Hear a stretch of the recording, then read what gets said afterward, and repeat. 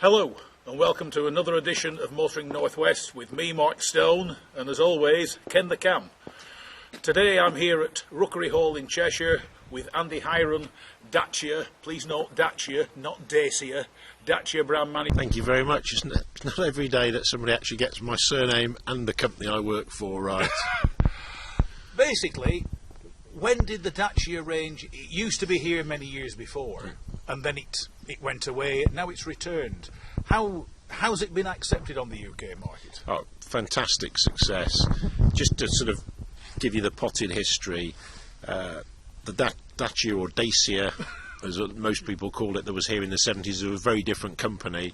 Renault took it over about 10-15 years ago and brought it to Europe in 2004, where it's been a runaway success.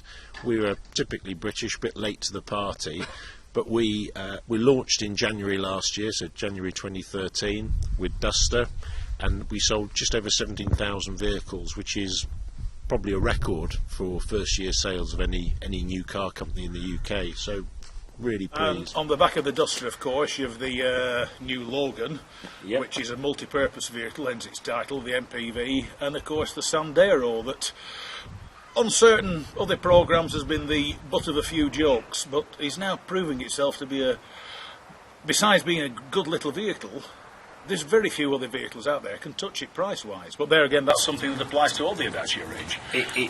It's what we pride ourselves on. We talk about shockingly affordable prices and do the maths and things like that. So Sandero, you've on the first point, 5,995, and you can get some very nice spec moving up to the range, choice of petrol or diesel, and yeah, Top Gear may knock. Well, am I allowed to mention them? You can do if you want.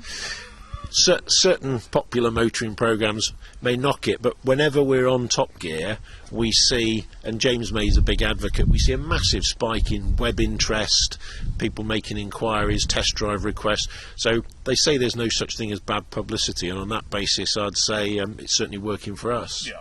The Logan's quite new, but I mean in Europe, I spend a lot of time in Europe, the Logan is incredibly popular. They're all over the place, both as vans, mum's family transport. Wherever you go, there seems to be a Dacia Logan knocking about someplace. Logan was the original Dacia that was launched in 2004.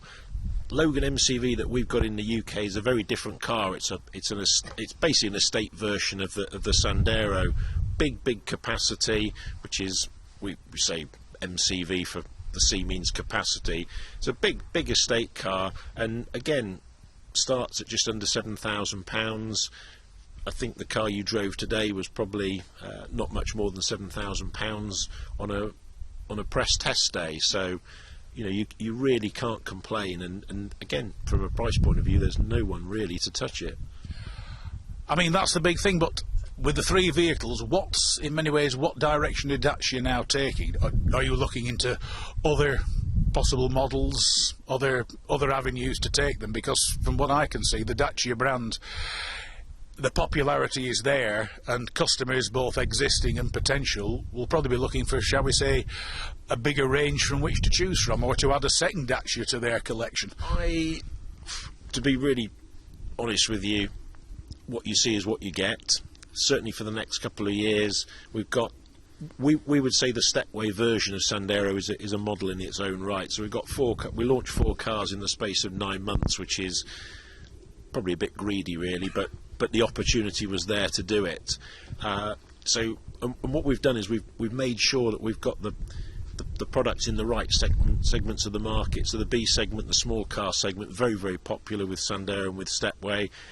If you're looking for a car, put Dacia on your shopping list there. Nice estate car, and I know you're a big fan of the Duster, but a proper 4x4 that starts at £11,500 for a 4x4, £9,500 for the 4x2. So again, it's a great package, really. Yeah, I mean the interesting thing about the Duster is there's Nissan input into the vehicle. The one thing I've said, which is quite unusual, is it uses the X-Trail off-road drivetrain. It just uses it far better than the X-Trail actually does. Will the Nissan connection continue, or else do Dacia intend, and Renault of course the parent company, easing it out and going pure Renault? I mean, I love that. I'll use that quote from you about using the X-Trail gear better than an X-Trail. So as long as you haven't copyrighted it, the X-Trail was very specific for the 4x4 because, frankly, Nissan have got the pedigree and the background in 4x4. We don't. So to actually answer your question, essentially you'll be seeing Renault kit on the Dacia range. The engines, the power plants, whatever you want to call them, are all Renault power plants. We're using proven technology from Renault.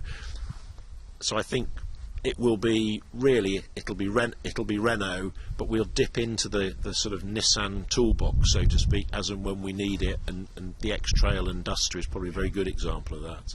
Right. And I know they were only launched recently. I conclude new versions of them are technically in the pipeline, so can the Dacia fan look forward to constant improvements in, shall we say, the near future? Yeah, you're going to see model year changes, so you're going to see upgrades and things like that. You won't see any new versions, but you'll see spec improvements. Yeah. It's going to be an evolution, not a revolution.